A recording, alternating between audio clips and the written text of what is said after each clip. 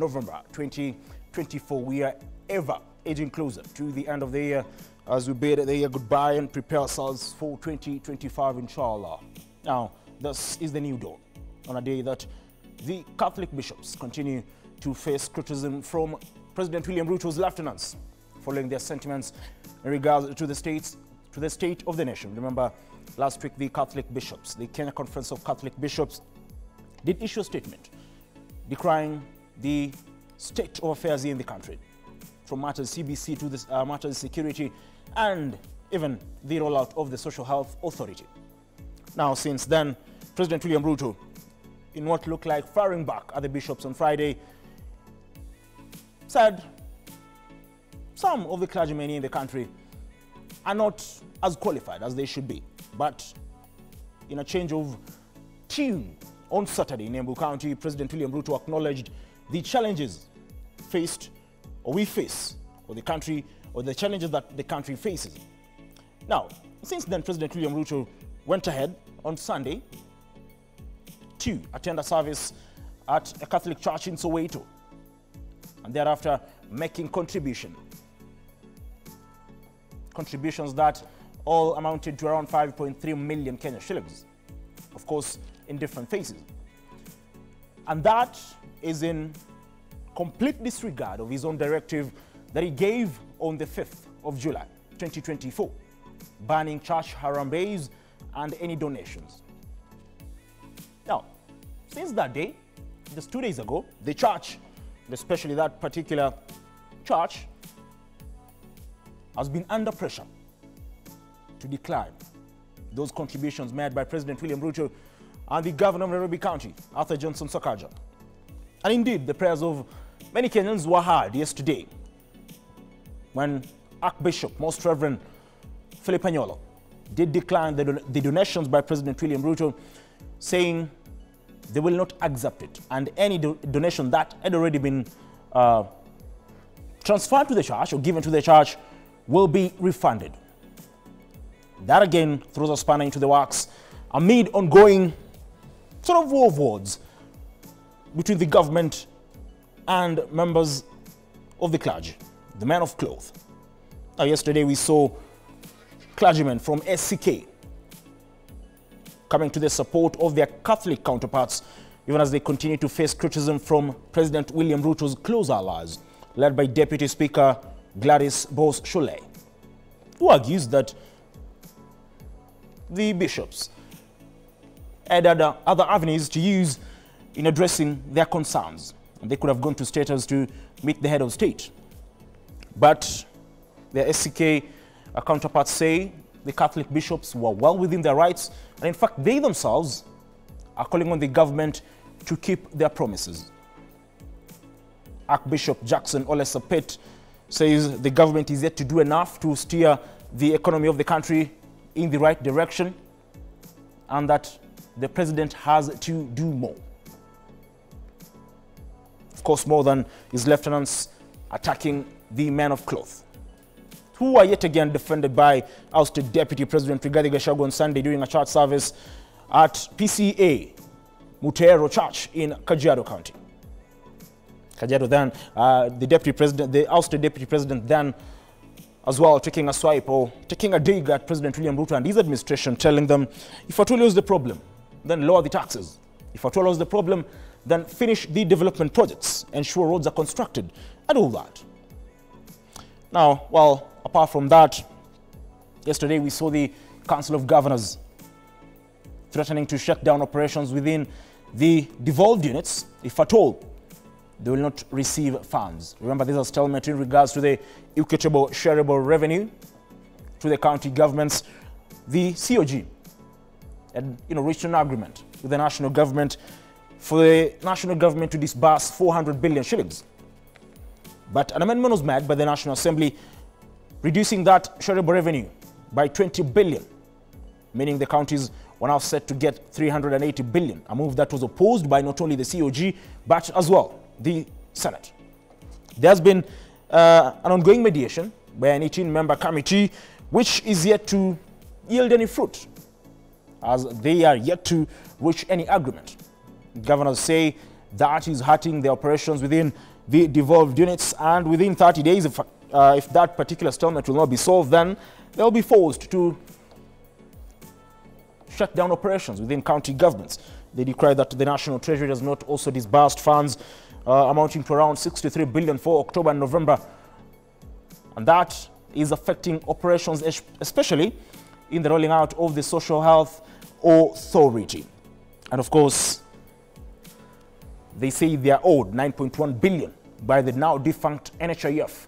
And that particular debt now rests on the shoulders of the Social Health Authority, and they say they want those particular funds to be dispersed to them, because they also have to offset various debts that they have, including a 3.8 billion debt or they owe the Kenya Medical Supplies Authority. We'll be looking at all that and what next for the country amid the war of wars, like I said, for lack of a better term, between the church and the Kenya Kwanza administration. Remember, President William Ruto rose to power through the church. That is what many people perceive, and the same church that he used to sort of get to power is now holding him accountable and ensuring that he indeed keeps his promise. Today, I'll be joined by the Matiga Member of Parliament, Honorable Kasim Tendaza, Kibra Member of Parliament, Honorable Peter Orero, and the nominated Senator, Honorable Karen Nyamu, to just have a look at what is happening in the country and what next, even as President William Ruto and his government gets into their third year in government.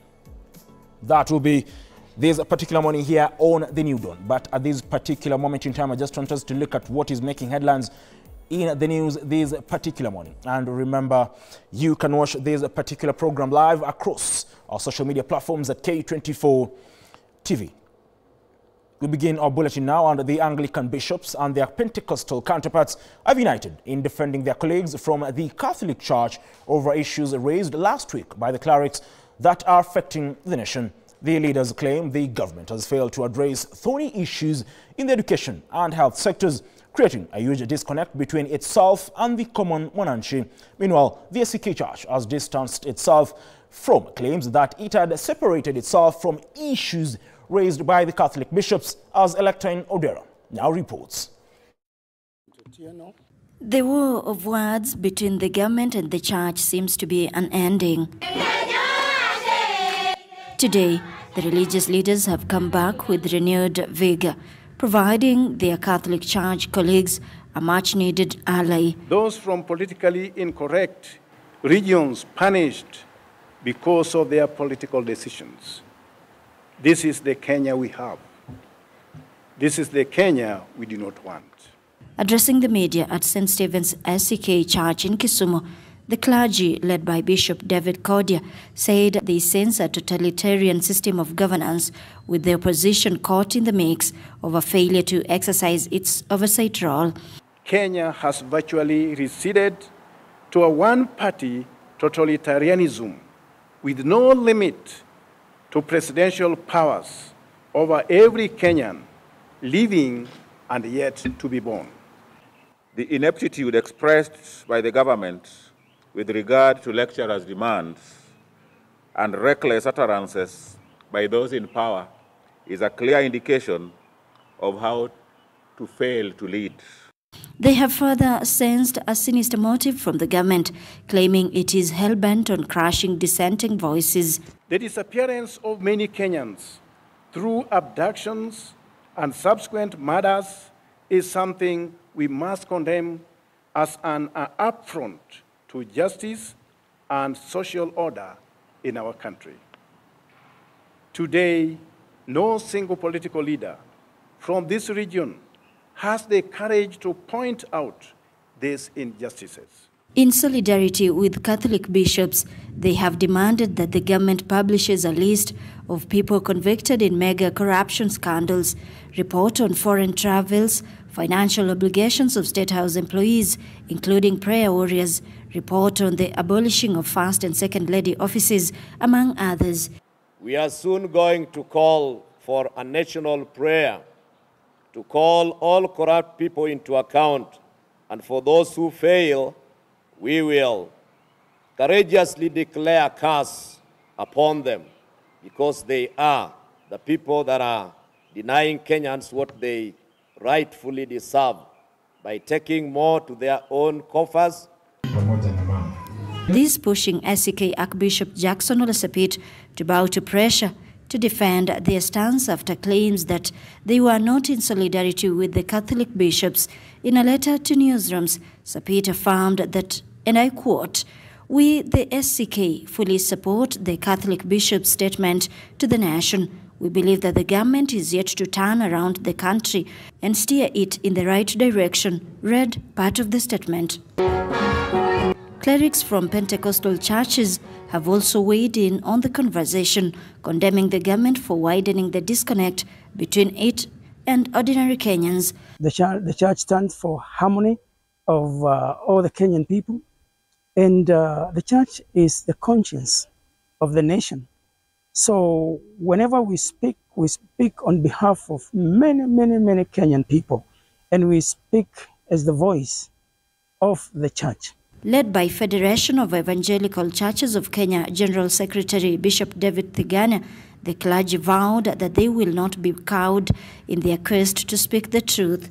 Issues of abduction, high cost of living, confusion in the health and education sectors are among issues that the clergy feels the government has failed to address. Ya kwamba serikali yetu waweze kujali hata wananchi wake, maana kwa sasa hivi tuko na challenges hasa kwa ile card ya NHIF kurudishwa kuwa SHA.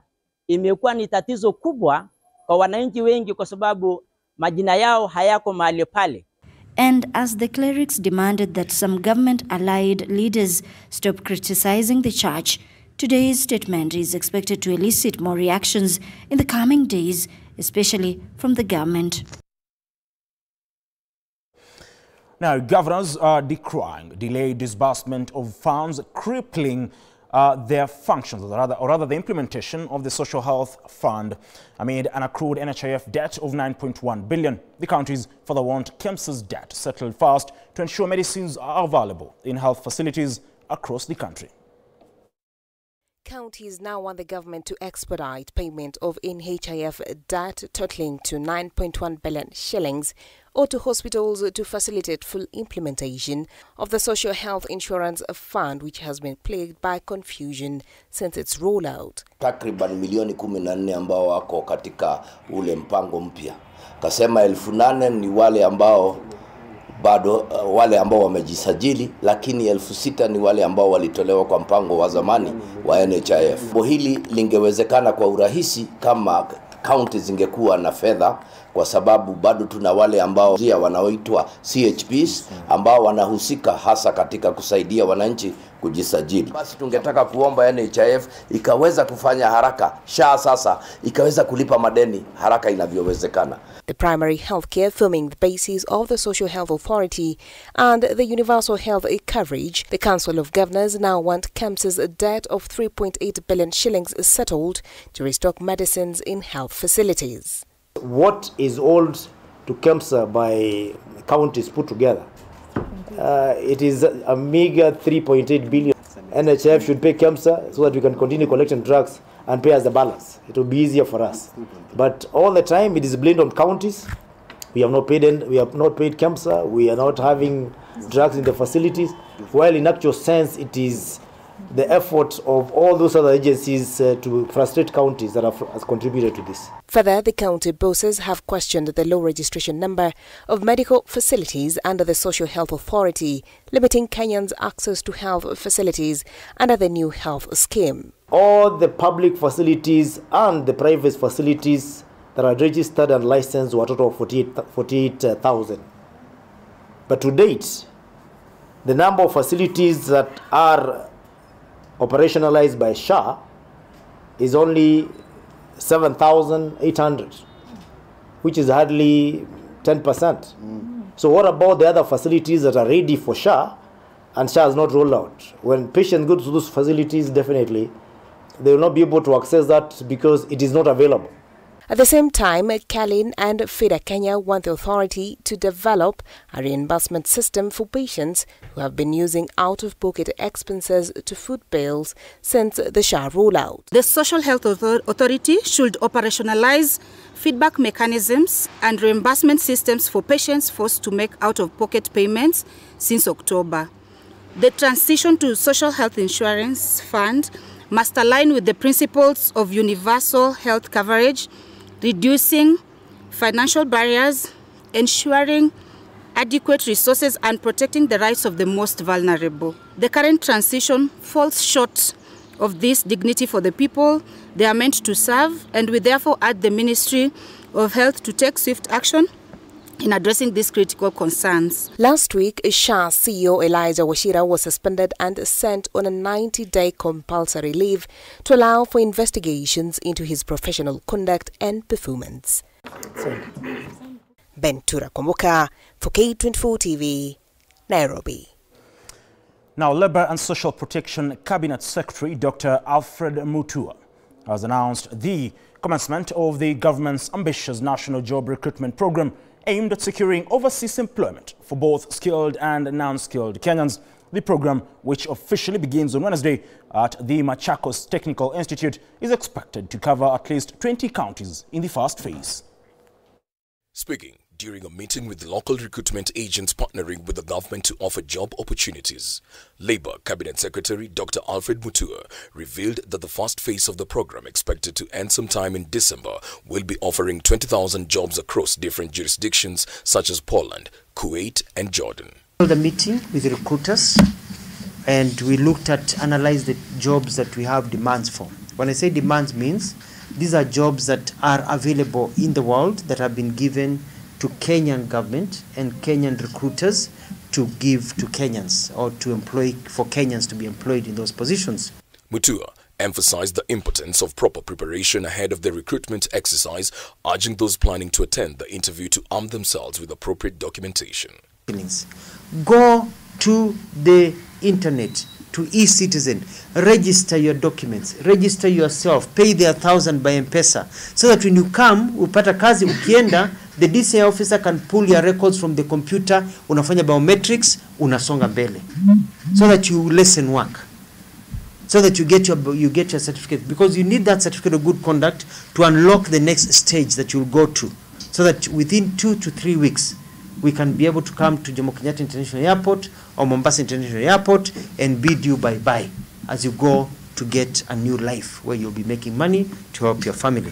Addressing concerns amid rising tensions on the affordability of certain programs, Mutua assured that the government had arranged for measures on how those unable to pay for their facilitation fees would be assisted. And these financial institutions will give credit to agencies, so the agent has some money, so that you only pay a little bit, 5, 10, 20,000, but the agency has money to process the 90, 100 to 120,000 that you cannot come up with, and then they'll be able to recover their money when they are paid the agency fee, if there's an agency fee in that case, or when you commit to give them part of the money when you go overseas. That is number one.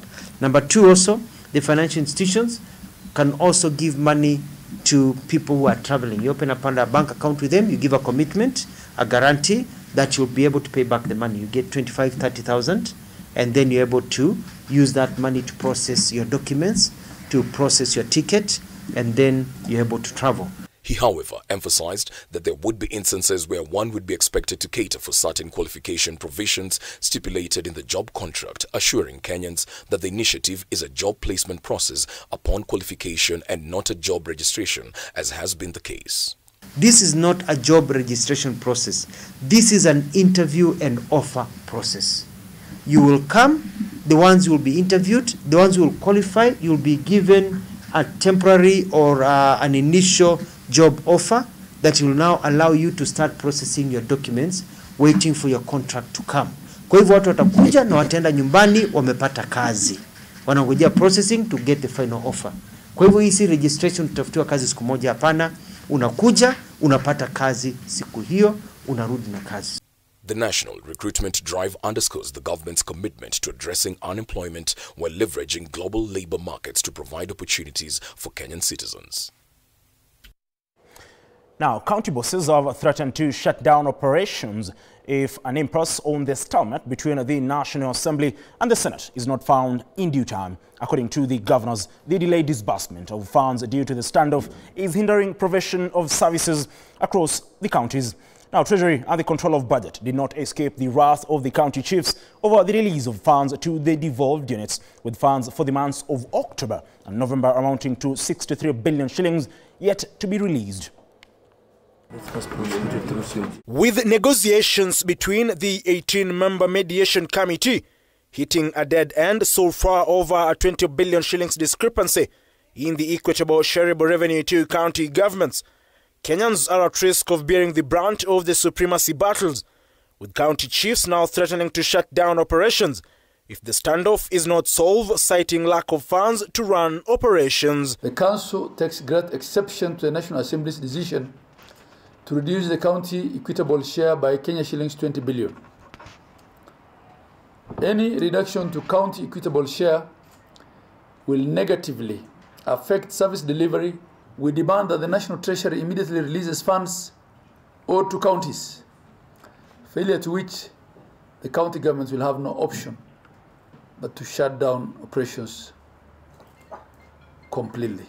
At the center of the controversy is the control of the 10.5 billion road maintenance levy fund, with members of the National Assembly in the mediation committee demanding the Council of Governors to withdraw a case filed in court over the road maintenance levy to unlock the deadlock over the funds.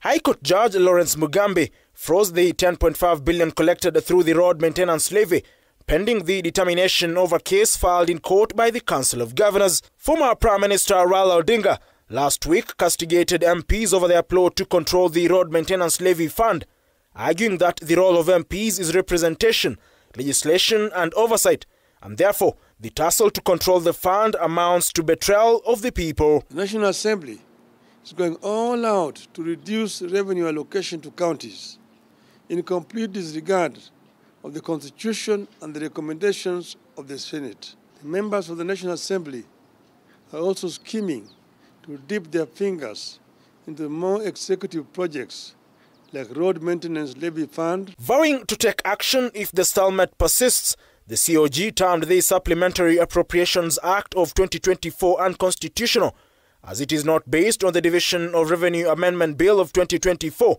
and that the reduction of funds by the National Assembly is a plot to weaken devolution. The Supplementary Appropriations Act 2024, based on the Division of Revenue Amendment Bill, is unprocedural and unconstitutional. Parliament cannot pass an appropriation bill before finalization of the Division of Revenue Bill.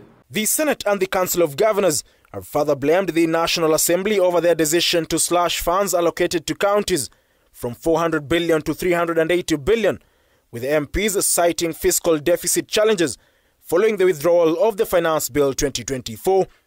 However, senators led by Migori's Eddie Okech argue that county governments cannot borrow for any deficits, unlike the national government. National Treasury and Economic Planning CS John Buddy and the Control of Budget Margaret Nyakango did not escape the wrath of the county chiefs over current allocations, with the county bosses decrying failure by the Treasury to disburse at least 63 billion shillings for the months of October and November, faulting the COB over failure to approve funds to counties. Counties are receiving 50% of the equitable share based on fiscal year 2023-24's allocation.